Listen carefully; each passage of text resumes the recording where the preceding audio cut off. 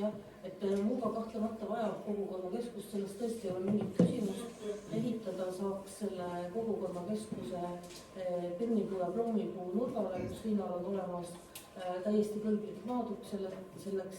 See ei ole kuigi kaugel ka lasteaiast, nii et põhimõtteliselt on võimalik ühendada ja siduda.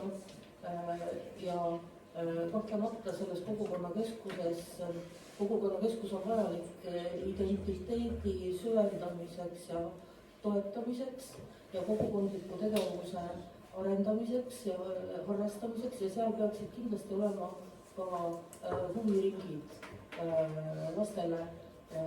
Kas see peaks olema koos kooliga või see ei peaks olema koos kooliga, see on tegelikult arutelu küsimus ja tõenäoliselt valimislubadusena ei saa nagu konkreetseid lahendusi välja käia, et sellepärast ma ütleksin, et jah, see peaks tulema ja see on oluline.